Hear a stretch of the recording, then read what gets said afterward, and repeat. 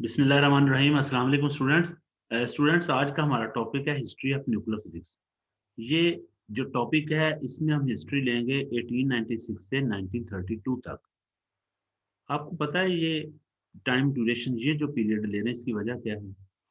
Nuclear physics में जितनी भी रिसर्च हुई है उसमें मोस्ट ऑफ द रिसर्च और मोस्ट ऑफ द डिस्कवरीज जो है न्यूक्लियर फिजिक्स में वो इसी पीरियड में हुई है। इसलिए इस पीरियड को खास तौर पर ये आज सिलेक्ट किया है हम। और ये आपके कोर्स में भी इसी वजह से इसको इंक्लूड किया गया क्योंकि न्यूक्लियर फिजिक्स में ज्यादातर डिस्कवरी इस पीरियड की हैं। और इस पीरियड में भी जितनी डिस्कवरी हुई हैं या जितनी रिसर्च हुई है न्यूक्लियर फिजिक्स में उस सारी को हम डिस्कस नहीं कर सकते। लेकिन उसके जो मेन जो इवेंट्स हैं, मेन डिस्कवरीज हैं, उनको हम डिस्कस करेंगे। So history of nuclear physics में हम जिस पीरियड को कंसिडर कर रहे हैं वो 1896 से 1932 तक का पीरियड है। अगर हम देखें तो इस पीरियड में जो मेन इवेंट्स थे वो कौन से थे, हम उसको 7 हिस्सों में डिवाइड कर रहे हैं। 7 किस्म के इवेंट को यहाँ डिस्कस करने जा रहे हैं। उनमें ये डिस्कवरी ऑफ रेडियो एक्टिविटी है, फिर discovery of plutonium and radium elements है, फिर confirmation of alpha particle as helium nuclei है। चौथा जो इवेंट है वो डिस्कवरी ऑफ एटॉमिक न्यूक्लियस है। पांचवा concept of nuclear mass and isotopes है। छठा जो इवेंट है, मेन डिस्कवरी है, वो discovery of proton and nuclear transmutation है। सातवां है डिस्कवरी ऑफ न्यूट्रॉन 1932। तो ये 1896 से 1932 के मेन इवेंट्स हैं जिनको हम वन बाय वन डिस्कस करेंगे। तो सबसे पहले हम आते हैं डिस्कवरी ऑफ रेडियो एक्टिविटी की तरफ। और ये डिस्कवरी हुई थी रेडियो एक्टिविटी की 1896। और करने वाला कौन था? Henry Becquerel. Henry Becquerel Henry Becquerel ये वो साइंटिस्ट था जिसने रेडियो एक्टिविटी को डिस्कवर किया। बट आपको पता तो होना चाहिए रेडियो एक्टिविटी है क्या। रेडियो एक्टिविटी असल में ये एक ऐसा प्रोसेस है, एक ऐसा फिनोमेनॉन है जिसमें कोई भी एलिमेंट जो है, कोई भी न्यूक्लियस, स्पेशली कोई कोई भी न्यूक्लियस जो है वो रेडिएशन एमिट करता है। तो spontaneous emission of radiation from the nucleus is called radio activity. ये 1896 से पहले पता नहीं था। हेनरी बैकरल ने इसको डिस्कवर किया। और उसने कोई प्लानिंग से इसको डिस्कवर नहीं किया था बल्कि एक्सीडेंटली डिस्कवर किया था। असल में वो करना कुछ और चाह रहा था और एक्सीडेंटली रेडियो एक्टिविटी का फिनोमेनॉन डिस्कवर हो गया। कैसे हुआ इसको डिटेल से देखते हैं। असल में हेनरी बैकरल जो है ना और उसकी फैमिली, वो उसकी इंटरेस्ट थी खास किस्म के प्रोसेसेस पर, और वो थे फ्लोरिसेंस एंड फास्फोरिसेंस। दो प्रोसेस में उनकी दिलचस्पी थी ज्यादा, फ्लोरिसेंस और फास्फोरिसेंस। फ्लोरिसेंस होता है कि जब किसी भी रेडिएशन, किसी भी मटेरियल पर रेडिएशन फॉल करें, यानी शॉर्ट वेवलेंथ की रेडिएशन फॉल करें, हाई एनर्जी की रेडिएशन फॉल करें, और एज अ रिजल्ट वो मटेरियल उसको ऑब्जॉर्ब करके लॉन्ग वेवलेंथ की रेडिएशन एमिट करे, तो इसको फ्लोरिसेंस कहते हैं।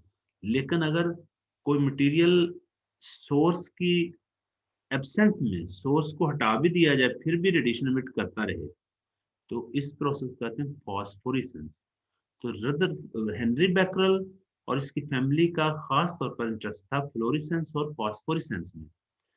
और इसके अलावा इनकी इंटरेस्ट था स्पेशली यूरेनियम और उसके कंपाउंड्स में, और फोटोग्राफी में भी इनकी स्किल थी। तो ये सारी चीजों के कॉम्बिनेशन जो है ना वो इन्हें ले गया रेडियो एक्टिविटी की डिस्कवरी की तरफ। हुआ कुछ यूं के 1896 में रोन्टगेन ने एक्सरेज को डिस्कवर किया। और एक्सरेज जो है इनकी एक खास प्रॉपर्टीज होती हैं, यानी इनकी स्पेशल प्रॉपर्टीज होती हैं। ये एक तो एनर्जेटिक रेडिएशन है, दूसरा ये आमतौर पर मसल्स और जो सॉफ्ट चीजें होती हैं उनमें से आसानी से पास कर जाती हैं और इमेज क्रिएट करती हैं। तो जब एक्सरेज की डिस्कवरी हुई और फिर देखते देखते इनको अप्लाई ज्यादा करना शुरू कर दिया, तो बहुत से लोगों का इस तरफ ध्यान हुआ कि क्यों ना हम एक्सरेज प्रोड्यूस करें। और उन लोगों में हेनरी बैकरल भी शामिल था। हेनरी बैकरल चूंकि फास्फोरिसेंस में तो इसकी पहले इंटरेस्ट थी, अब ये चाह रहा था कि मैं किसी सोर्स से रेडिएशन को यूरेनियम या उसके कंपाउंड पर फॉल कराऊं और एज अ रिजल्ट मैं एक्सरेज को हासिल करूं। करना ये चाहता था। एक्सरेज असल में ये प्रोड्यूस करना चाहता था। लेकिन इसके लिए सोर्स कौन सा हो? किसी ने सोचा कि क्यों ना सूरज से आने वाली रोशनी जो है, रेडिएशंस हैं, वो भी तो शॉर्ट वेवलेंथ की होती हैं। तो अगर मैं अपने मटेरियल को सनलाइट में रख दूं तो वो रेडिएशन, शॉर्ट वेवलेंथ की रेडिएशन अब्सॉर्ब करेगा और उसके नतीजे में एक्सरेज एमिट करेगा। जिस और इस तरह मैं अपने मटेरियल को इस्तेमाल करते हुए, यानी यूरेनियम या उसके कंपाउंड को इस्तेमाल करते हुए बड़ी आसानी से एक्सरेज प्रोड्यूस कर सकता हूँ। तो इस एक्सपेरिमेंट को अमली शक्ल देने के लिए, इस चीज को, इसने फोटोग्राफिक फिल्म को ब्लैक पेपर में रैप किया और फिर उसके ऊपर यूरेनियम साल्ट या यूरेनियम के क्रिस्टल रखे और सारे सेटअप को रख दिया सनलाइट में। ये एक्सपेक्ट कर रहा था कि सूरज की रोशनी से जो यूरेनियम है, यूरेनियम साल्ट, वो रेडिएशन अब्सॉर्ब करेगा और एक्सरेज प्रोड्यूस करेगा, रीमिट करेगा एक्सरेज। और जो फोटोग्राफिक फिल्म है नीचे यूरेनियम साल्ट के पड़ी हुई, उस पर फॉगिंग हो जाएगी और शार्प फॉगिंग होगी, स्ट्रॉन्ग फॉगिंग होगी। उस पर निशान यानी बड़े गहरे पड़ेंगे, क्योंकि एक्सरेज तो एनर्जेटिक रेज हैं। और इसकी एक्सपेक्टेशन के मुताबिक ऐसा ही हुआ। जब इसने थोड़ी देर बाद, जब उसको इसने डेवलप किया फिल्म को, और ये देख के तो के मुताबिक इसने देखा कि जो फॉगिंग थी या निशान पड़े हुए थे वो काफी गहरे थे। लिहाजा इसके आइडिया के मुताबिक इसने एक्सरेज को प्रोड्यूस कर लिया है अपने मटेरियल के थ्रू, सनलाइट से। लेकिन ऐसा नहीं था। ये अपने अपने इसी आइडिया को कंफर्म करने के लिए नेक्स्ट ये एक्सपेरिमेंट उसी तरह का फिर करना चाह रहा था अगले दिन। लेकिन लकली ऐसा हुआ कि उस वक्त बादल थे और ज्यादा रोशनी नहीं थी। तो इसने अपने काम को पेंडिंग किया और वो सारा फोटोग्राफिक फिल्म और साथ यूरेनियम क्रिस्टल को इसने अपने ड्रॉर में रख दिया, ड्रॉर में। आगे मुसलसल इसी तरह मौसम खराब रहा और धूप ना निकल सकी, और वही यूरेनियम साल्ट और फोटोग्राफिक फिल्म इकट्ठे ड्रॉर में पड़े रहे। फिर इसने कुछ दिन बाद जब मौसम ऐसा रहा तो इसने सोचा कि अब चूंकि सूरज की रोशनी ज्यादा नहीं थी, लिहाजा बहुत कम रेडिएशन ड्रॉर में जा सकती हैं और वहां पर ये यूरेनियम साल्ट से रेडिएशन एमिट होकर हल्की सी फॉगिंग प्रोड्यूस कर सकती हैं। लिहाजा इसने इसी इसी चीज को समझ रखते इसने जब फोटोग्राफिक फिल्म को डेवलप किया तो वो सरप्राइजिंगली जो फॉगिंग थी वो बिल्कुल पहले की तरह, जब इसने सूरज की रोशनी में सेटअप रखा था उसी तरह की गहरी फॉगिंग हो चुकी थी। तो ये चीज इसके लिए बहुत सरप्राइजिंग थी और इसे महसूस हो गया कि यूरेनियम साल्ट जो है ये रेडिएशन एमिट करता है, सूरज से रोशनी से इट सेल्फ एमिट करता है, रोशनी किसी सोर्स से रोशनी नहीं लेता बल्कि इट सेल्फ एमिट करता है। तो इसे ऐसा लगा कि इसने कोई चीज, कोई सरप्राइजिंग चीज जो है वो डिस्कवर डिस्कवर कर ली है। फिर इसने अपने एक्सपेरिमेंट को, इसी चीज को वेरीफाई करने के लिए, कंफर्म करने के लिए इसने मजीद एक्सपेरिमेंट किए। और यूरेनियम चूंकि एक फास्फोरेसेंस मटेरियल है, लिहाजा इसने यूरेनियम को रिप्लेस किया और मटेरियल से, और देखा कि वो तमाम एलिमेंट्स जिनका एटॉमिक नंबर 82 से ज़्यादा है वो रेडिएशन एमिट करते हैं। और इस तरह इसने रेडियोएक्टिविटी को डिस्कवर किया। और फिर इसी बेस पर इसे 1903 में नोबेल प्राइज मिला था। तो आपको पता है ये शेयर्ड नोबेल प्राइज था with Marie Curie and Pierre Curie. तो ये नोबेल प्राइज भी इसे डिस्कवरी की वजह से मिला था। नेक्स्ट जो इवेंट है न्यूक्लियर फिजिक्स में, ये 1898 का है। और ये इवेंट कुछ, ये भी इसी तरह डिस्कवरी का है और ये डिस्कवरी की थी मैरी क्यूरी ने। मैरी क्यूरी ने दो एलिमेंट पोलोनियम और रेडियम को डिस्कवर किया था। ये इसका बहुत बड़ा कारनामा है और इसने 1903 में नोबेल प्राइज भी लिया था। और इन एलिमेंट्स की डिस्कवरी पर इसे नोबेल प्राइज भी मिला था। असल में ये दोनों एलिमेंट रेडियो एक्टिव एलिमेंट हैं और बहुत अच्छा ये मतलब इनमें रेडिएशन का फिनोमेना जो है वो बेहतर है, काफी बेहतर। यानी ये रेडियो एक्टिविटी का फिनोमेना फिनोमेना जो है वो एग्जिबिट करते हैं। और इसी वजह से ये दो एलिमेंट की डिस्कवरी जो है वो, चूंकि इसने स्पेशली स्पेशली इसने वो हेनरी बैकरल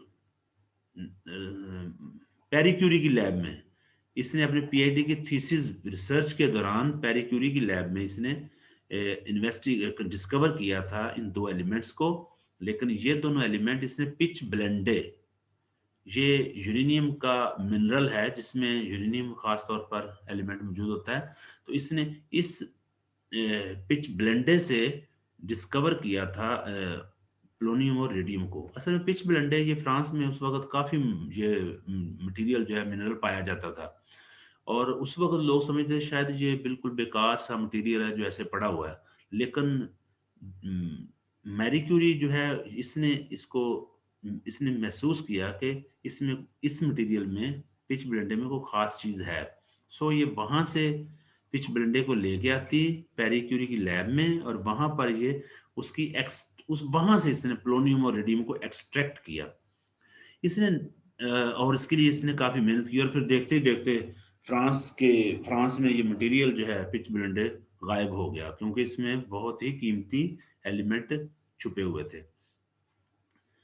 पैरी क्यूरी ने इसके साथ इन्हीं एलिमेंट की कुछ प्रॉपर्टीज पर काम किया जिसकी वजह से इनको शेयर्ड नोबेल प्राइज मिला 1903 में। तो ये सेकंड जो डिस्कवरी है वो रेडियम और पोलोनियम की, सेकंड डिस्कवरी रेडियम और पोलोनियम एलिमेंट की है 1898 में, और ये भी न्यूक्लियर फिजिक्स में एक बहुत बड़ा इवेंट है।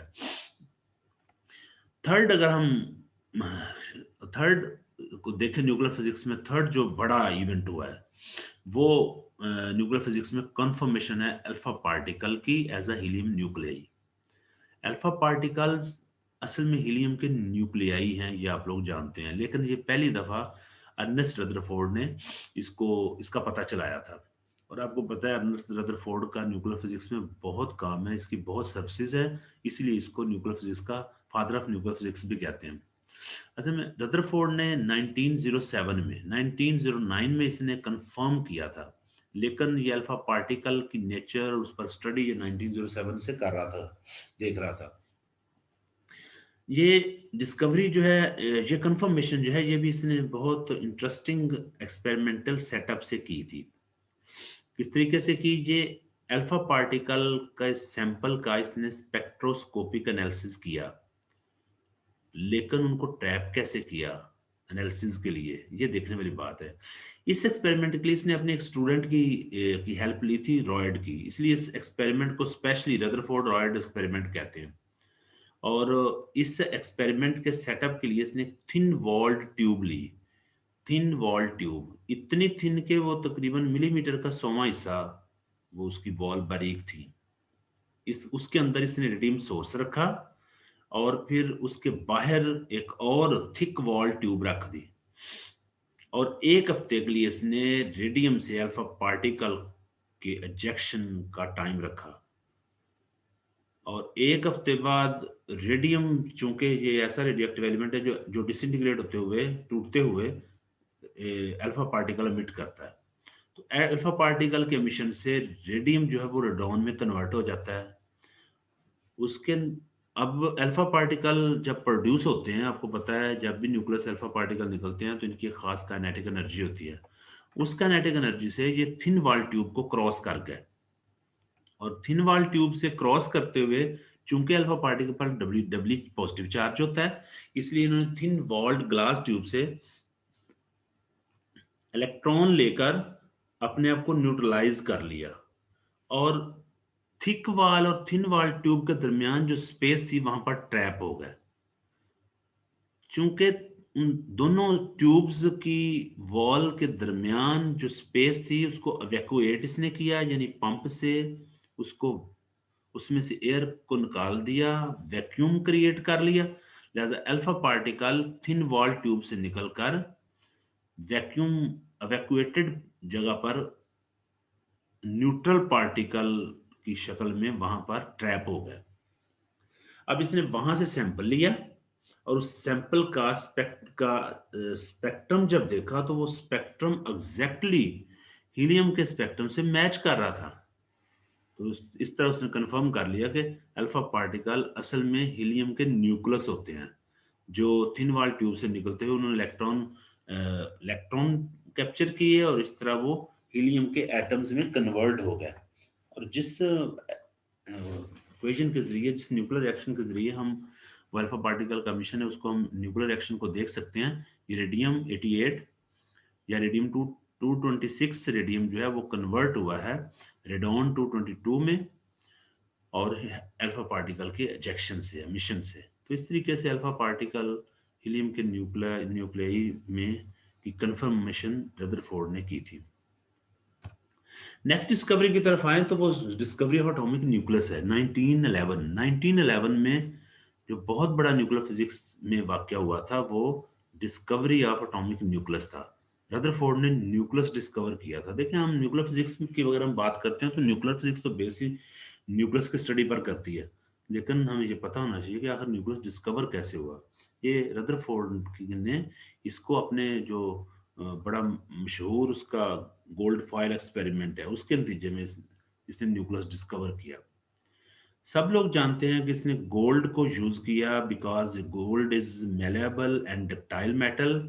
सो उसने इसकी थिन शीट बनाई, थिन फॉयल बनाई, और उस फॉयल के अराउंड इसने फोटोग्राफिक फिल्म को रखा या डिटेक्टिंग स्क्रीन को, और एक तरफ से थोड़ा सा रास्ता दिया अल्फा पार्टिकल को पास करने के लिए। अल्फा पार्टिकल जब अल्फा पार्टिकल की रे जो है, यानी अल्फा पार्टिकल की रेडिएशन जब गोल्ड फाइल पर उन्होंने फॉल किया तो इसने रदरफोर्ड ने ऑब्जर्व किया कि बहुत सारे पार्टिकल जो हैं वो उस फॉयल में से पास हो गए, जिससे ये चीज सामने आती है कि एटम के अंदर बहुत सारी जगह खाली हैं, लिहाजा इस वजह से बहुत सारे अल्फा पार्टिकल गुजर गए। लेकिन कुछ अल्फा पार्टिकल खास एंगल से मुड़ गए, जो ये चीज जाहिर करते हैं कि एटम न्यूक्लियस यानी मटेरियल के अंदर गोल्ड फाइल में एटम के अंदर कोई हार्ड मैसिव हार्ड चीज है जिससे टकराकर अल्फा पार्टिकल ने थोड़ी सी डिफ्लेक्शन शो की है खास थोड़े एंगल पर। लेकिन एक दो पार्टिकल टकराकर बाउंस बैक हुए। ये रदरफोर्ड के लिए शॉकिंग था। उसे बिल्कुल ऐसे लगा जैसे कोई बहुत बड़ा शेल एक टिश्यू पेपर से टकरा के वापस आ गया हो। इसकी वजह क्या हो सकती है?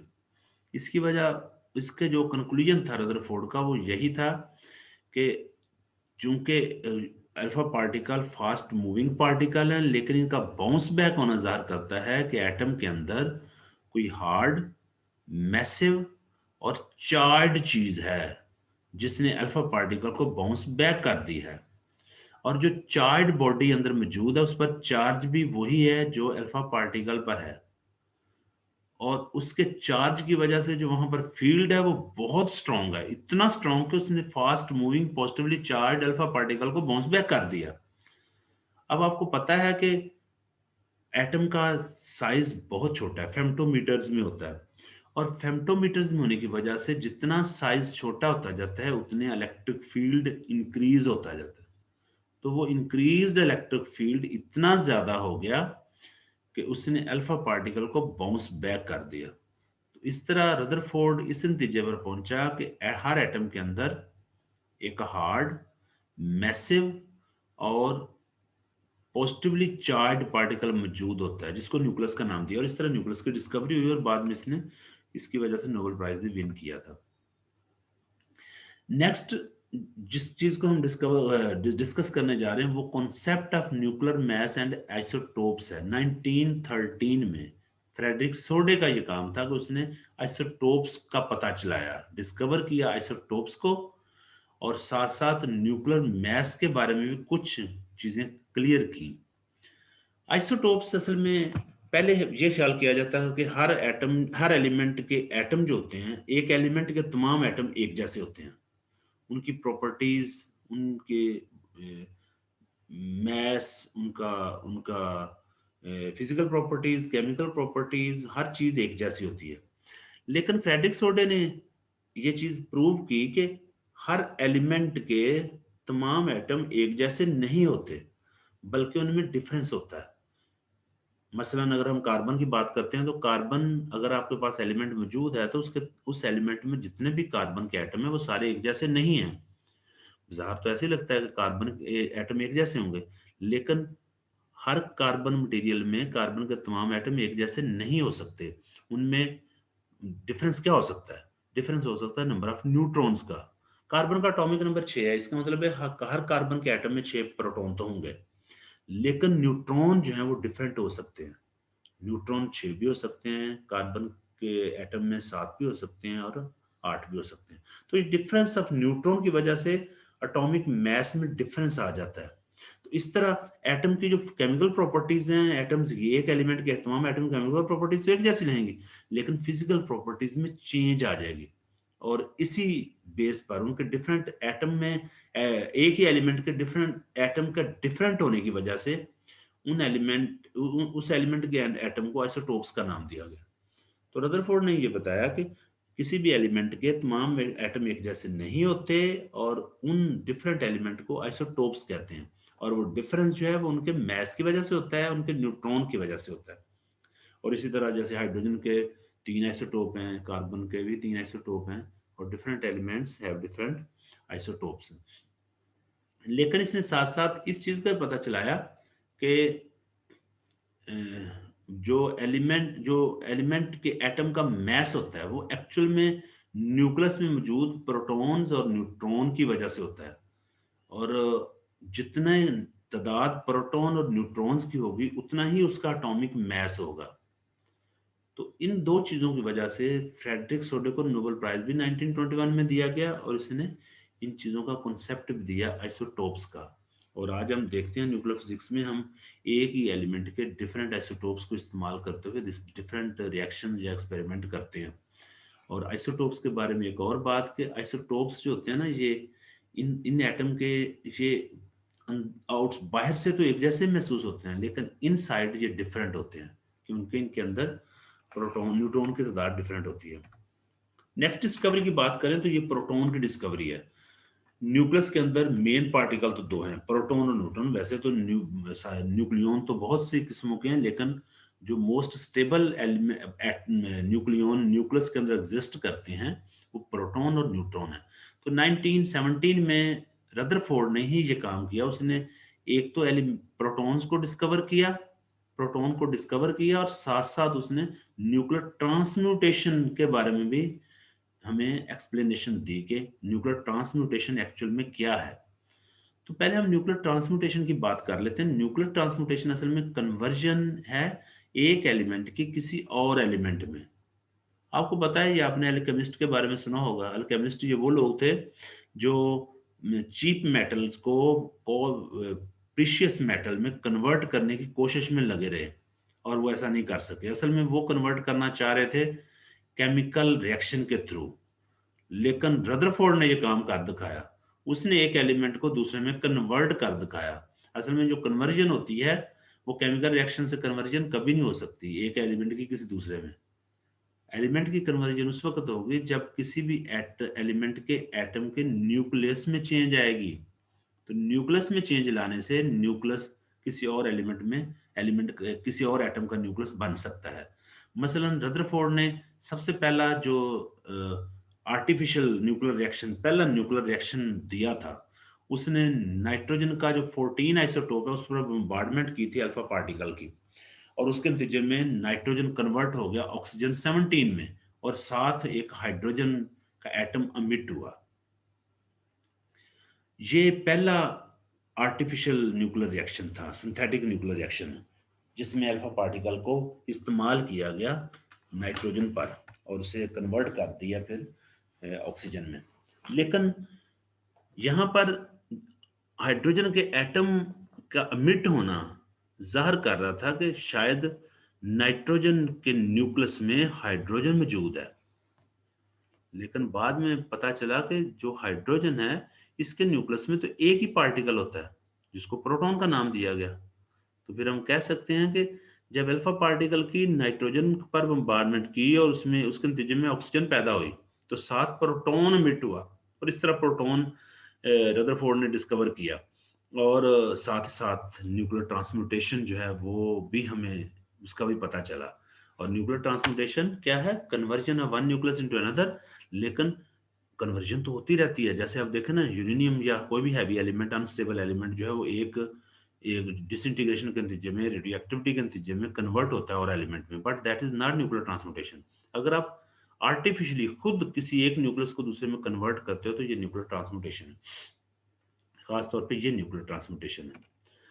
अगर हम बात करें, ये हमारे पास है last event in nuclear physics, that was done in 1932। 1932 में 1932 में जेम्स चैडविक ने एक बहुत बड़ी डिस्कवरी की, और वो डिस्कवरी थी न्यूट्रॉन की। न्यूक्लियस के अंदर न्यूक्लियस के अंदर प्रोटॉन और न्यूट्रॉन होते हैं। प्रोटॉन तो रदरफोर्ड ने डिस्कवर कर लिया, लेकिन न्यूट्रॉन का स्टिल पता नहीं चल रहा था कि न्यूट्रॉन भी न्यूक्लियस के अंदर होता है। लेकिन जेम्स चैडविक ने ये काम कर दिखाया। कैसे दिखाया, किया काम? असल में इसकी डिस्कवरी से पहले ही बहुत बहस हो चुकी थी इस बात पर कि न्यूक्लियस के अंदर न्यूक्लियस का जो मैस है वो न्यूक्लियस में मौजूद प्रोटॉन के मैस से तकरीबन डबल है। इसका मतलब न्यूक्लियस के अंदर कोई और पार्टिकल मौजूद है। और रदरफोर्ड ने उस वक्त एक्सपेरिमेंटल एविडेंस नहीं दी थी, लेकिन उसने कह दिया था कि न्यूक्लियस के अंदर कोई न्यूट्रल पार्टिकल हो सकता है। फिर इस पर मुख्तलिफ एक्सपेरिमेंट किए जाने लगे। 1930 में पहला प्रॉपर जो न्यूट्रॉन की डिस्कवरी के लिए एक्सपेरिमेंट हुआ वो बोदे बेकर ने किया। इन्होंने असल में बम्बार्डमेंट की ब्रिलियम की शीट पर अल्फा पार्टिकल की बम्बार्डमेंट की, और इसके नतीजे में न्यूट्रल पार्टिकल इजेक्ट हुए। और बोदे बेकर का ख्याल था कि शायद वो फोटॉन्स हैं, लेकिन मसला ये आता है कि फोटोन जो है ये, और यही फोटोन जो है, इन फोटोन्स को जब बम्बार्ड किया गया पैराफिन पर, तो उसके नतीजे में प्रोटॉन इजेक्ट हुए। अब क्वेश्चन ये आता है कि फोटोन्स जो एनर्जी होती है जस्ट, वो कैसे एक हैवी पार्टिकल को इजेक्ट कर सकती है? ये पॉसिबल नहीं है। सो यही कंफ्यूजन प्रोड्यूस हुई कि जो अल्फा पार्टिकल की ब्रिलियम पर बम्बार्डमेंट के नतीजे में फोटोन पैदा नहीं होते, बल्कि कोई और पार्टिकल पैदा होते हैं। जूलियट क्यूरी ने जो एक्सपेरिमेंट उसने किया, और उसके नतीजे में वो भी कुछ इसी तरह का एक्सपेरिमेंट था कि ब्रिलियम पर अल्फा पार्टिकल की बम्बार्डमेंट की, और उसके नतीजे में प्रोटॉन जो हैं वो इजेक्ट हुए, लेकिन वो भी न्यूट्रॉन को डिस्कवर ना कर सकें। लेकिन इसी तरह का एक्सपेरिमेंट प्रॉपर जेम्स चैडविक ने किया 1932 में, और उसने ये प्रूव किया कि जब अल्फा पार्टिकल की ब्रिलियम पर बम्बार्डमेंट की जाती है तो उस बम्बार्डमेंट के नतीजे में न्यूट्रल पार्टिकल प्रोड्यूस होते हैं, और वो न्यूट्रल पार्टिकल जब पैराफिन या इस तरह के किसी मटेरियल पर बम्बार्ड की टकराते हैं तो उसके नतीजे में प्रोटॉन इजेक्ट करते हैं। जैसा कि आप लोगों को ये फिगर में नजर भी आ रहा है कि पोलोनियम सोर्स लिया है फॉर अल्फा पार्टिकल, और इन अल्फा पार्टिकल को बम्बार्ड किया है बेरिलियम पर, जिसके नतीजे में ये न्यूट्रल पार्टिकल पैदा हुए, और इनको पैराफिन से जब ये टकराए तो प्रोटॉन इजेक्ट हुए। और इन प्रोटॉन का पता कैसे चला? ये गेगर काउंटर से हमें पता चला कि ये प्रोटॉन्स हैं। और जेम्स चैडविक ने फिर एक मुख्तलिफ पैराफिन की जगह मुख्तलिफ और मटेरियल को इस्तेमाल किया, और हर दफ़ा इसने देखा कि हैवी पार्टिकल इजेक्ट हो रहे हैं। लिहाजा जो बेरिलियम से पैदा होने वाले अल्फा पार्टिकल की बम्बार्डमेंट के नतीजे में बेरिलियम से पैदा होने वाले पार्टिकल थे, वो एक्चुअल में न्यूट्रॉन्स थे। उनको न्यूट्रॉन का नाम दिया गया, और इस तरह न्यूट्रॉन की डिस्कवरी हुई। और जो इक्वेशन इस तरह बनती है वो ये थी कुछ इस तरह। बेरिलियम पर बम्बार्डमेंट हुई अल्फा पार्टिकल की, जिसके नतीजे में बेरिलियम का न्यूक्लियस कन्वर्ट हुआ कार्बन 13 में। कार्बन 13 मेटास्टेबल स्टेट में था, और ये बहुत जल्द आगे कन्वर्ट हो गया कार्बन 12 में, और साथ ही न्यूट्रॉन इजेक्ट हुआ। और इसी डिस्कवरी की बेस पर जेम्स चैडविक को 1935 में नोबेल प्राइज दिया गया। तो ये मेन इवेंट थे न्यूक्लियर फिजिक्स में जो हमने डिस्कस किए।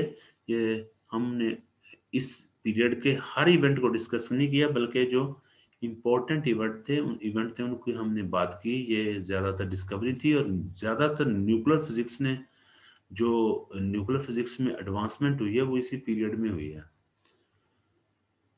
ओके बेटे, अल्लाह हाफिज़।